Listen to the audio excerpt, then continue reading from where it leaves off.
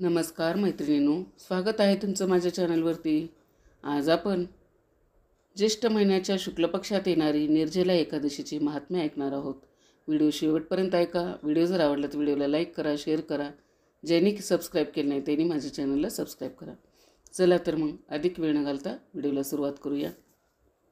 युधिष्ठिर म्हणाले, जनार्दना, ज्येष्ठ महिन्याच्या शुक्ल पक्षात जी एकादशी येते, कृपया तिचे वर्णन करा। भगवान श्रीकृष्ण म्हणाले, राजन, हिचे वर्णन परमधर्मात्मा सत्यवती नंदन व्यास महाराज करतील, कारण की ते सर्व शास्त्रांचे तत्त्वज्ञ आणि वेदांगात पारंगत विद्वान आहेत। तेव्हा वेदव्यासजी सांगू लागले, दोन्ही पक्षातील एकादशीच्या दिवशी भोजन करू नये। द्वादशीला स्नानादीतून पवित्र होऊन फुलांनी पाणी भगवान श्रीकृष्णाची पूजा करावी। मग नित्यकर्म आटोपल्यावर प्रथम ब्राह्मणांना भोजन देऊन शेवटी आपण स्वतः भोजन करावे। राजन, जनन शौच आणि मरण शौच यातही एकादशीला भोजन करता कामा नये। हे ऐकून भीमसेन म्हणाले, परमबुद्धिमान पितामहा, माझी उत्तम गोष्ट ऐका। राजा युधिष्ठिर, कुंती माता, द्रौपदी, अर्जुन, नकुल आणि सहदेव हे एकादशीला कधी भोजन करीत नाहीत। तसेच मला देखील नेहमी हेच सांगतात की भीमसेन, तू देखील एकादशीला भोजन करू नकोस, परंतु मी त्या लोकांना हेच सांगतो की मला भूक सहन होणार नाही। भीमसेनचे बोलणे ऐकून व्यासजी म्हणाले, जर तुला स्वर्गलोकाची प्राप्ती अभिष्ट असेल आणि नरकाला दूषित समजत असशील तर दोन्ही पक्षामधील एकादशीच्या दिवशी भोजन करू नकोस। भीमसेन म्हणाले, महाबुद्धिमान पितामह, मी आपणासमोर खरे बोलत आहे। एक वेळ भोजन करून देखील माझ्याकडून व्रत केले जात नाही, मग उपवास करून तर मी राहूच शकत नाही। माझ्या पोटात व्रत नावाचा अग्नी सदैव प्रज्वलित असतो, म्हणून जेव्हा मी खूप जास्त खातो तेव्हाच हा शांत होतो।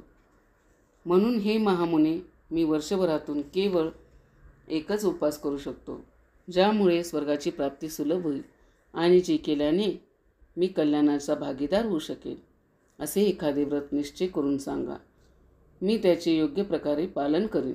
व्यासजी म्हणाले, भीम, ज्येष्ठ महिन्यात सूर्य वृषभ राशीवर असो किंवा मिथुन राशीवर शुक्ल पक्षात जी एकादशी येते तिचे प्रयत्नपूर्वक निर्जला व्रत कर।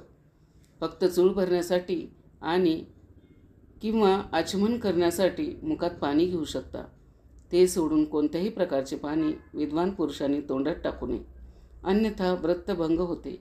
एकादशीला सूर्योदयापासून दुसऱ्या दिवसाच्या सूर्योदयापर्यंत माणसाने पाण्याचा त्याग केला तर हे व्रत पूर्ण होते। त्यानंतर द्वादशीला पहाटे स्नान करून ब्राह्मणांना विधीपूर्वक जल आणि सोने दान करावे। अशा प्रकारे सर्व कार्य पूर्ण करून जितेंद्रिय पुरुषाने ब्राह्मणाबरोबर भोजन करावे।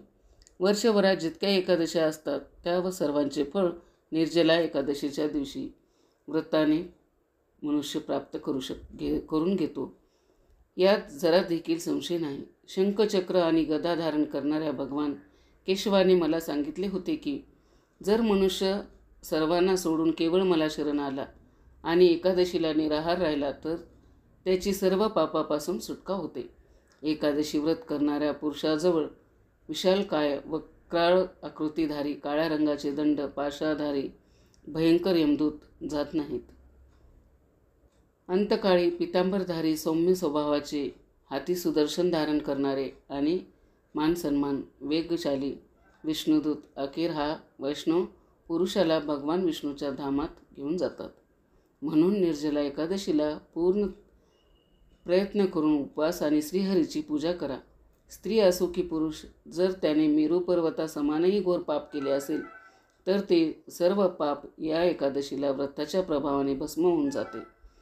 जो मनुष्य त्या दिवशी जलाचा नियमाचे पालन करतो तो पुण्याचा वाटेकरी बनतो, त्याला एक एक प्रहारात कोटी कोटी स्वर्णमुद्रा दान करण्याचे फळ प्राप्त होते, असे ऐकले गेले आहे। मनुष्य निर्जला एकादशीच्या दिवशी स्नान, दान, जप, होम इत्यादी जे काही करतो ते सर्व अक्षय असते, हे भगवान श्रीकृष्णाने कथन केले आहे। निर्जला एकादशीला विधीपूर्वक उत्तम रीतीने उपवास करून मानव वैष्णवपद प्राप्त करून घेतो। जो मनुष्य एकादशीच्या दिवशी अन्न खातो तो पापाचे भोजन करतो। इहलोकात तो चांडाळा समान आणि मेल्यानंतर अधोगतीला जातो. जे ज्येष्ठ शुक्ल पक्षातील एकादशीला उपवास करून दान देतील ते परमपद प्राप्त करतील. ज्यांनी एकादशीचा उपवास केला आहे ते ब्रह्महत्यारे, दारुडे, चोर आणि गुरुद्रोही असले तरीही सर्व पातकापासून मुक्त होऊन जातात. कुंतीनंदन, निर्जला एकादशीच्या दिवशी श्रद्धाळू स्त्री पुरुषांसाठी जे विशेष दान आणि कर्तव्य विहित आहे ते ऐका. त्या दिवशी सागरात शेण करणाऱ्या भगवान विष्णूची पूजा आणि जलमयी गायीचे दान केले पाहिजे किंवा प्रत्यक्ष गाय अथवा धृतमयी गायीचे दान योग्य आहे. पुरेशी दक्षिणा व विविध मिष्टांनाद्वारे प्रयत्नपूर्वक ब्राह्मणांना संतुष्ट केले पाहिजे. असे केल्याने ब्राह्मण आवश्यक संतुष्ट होतात आणि ते संतुष्ट झाल्यावर श्रीहरी मोक्ष प्रदान करतात. ज्यांनी शम, दम आणि दानातून प्रवृत्त होऊन श्रीहरीची पूजा व रात्री जागरण करून ह्या निर्जला एकादशीचे व्रत केले आहे त्यांनी आपल्याबरोबरच गेलेल्या 100 पिढ्यांना व येणाऱ्या 100 पिढ्यांना भगवान वासुदेवाच्या परमधामात पोहोचविले आहे. निर्जला एकादशीच्या दिवशी अन्न, वस्त्र, गाय, जल, बिछाना, सुंदर आसन, कमंडलू तसेच छत्री दान केली पाहिजे.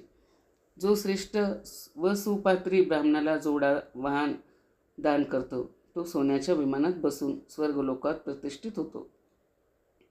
जो ह्या एकादशीचा महिमा भक्तिपूर्वक ऐकतो अथवा तिचे वर्णन करतो तो स्वर्गलोकात जातो.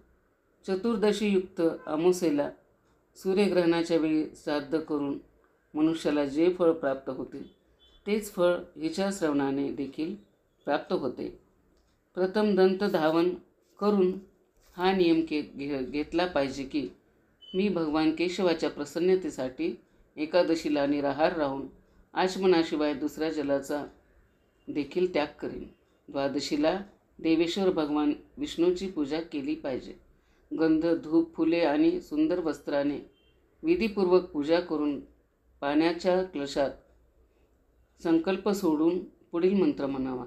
देव देव ऋषिकेश संसारानवतारक उदक कुंभ प्रधानाने नयमाम परमाम गतिम. संसार सागरातून तारणाऱ्या हे देवादिदेवा ऋषिकेशा, या पाण्याच्या कलशाने दान केल्याने तुम्ही मला परमगती द्यावी.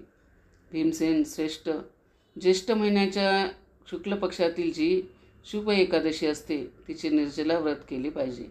त्या दिवशी श्रेष्ठ ब्राह्मणांना साखरेबरोबर जलाचा धडा दान केला पाहिजे. असे केल्याने मनुष्य भगवान विष्णूच्या जवळ पोहोचून आनंदाचा अनुभव करतो. त्यानंतर द्वादशीला ब्राह्मण भोजन करविल्यानंतर स्वतः भोजन करावे. जो अशा प्रकारे पूर्णपणे पापनाशिनी एकादशीचे व्रत करतो तो सर्व पापापासून मुक्त होऊन आनंदमय पदास प्राप्त होतो. हे ऐकून भीमसेनने देखील या शुभ एकादशीचे व्रत सुरू केले. तेव्हापासून जगात पांडव द्वादशीच्या दिवशी ही द्वादशीच्या नावाने ही प्रसिद्ध आहे. कसा वाटला माझा व्हिडिओ? आवडला तर कमेंट करून नक्की सांगा. माझा व्हिडिओ शेवटपर्यंत ऐकलात त्याबद्दल आपल्या सर्वांचे मनापासून आभार.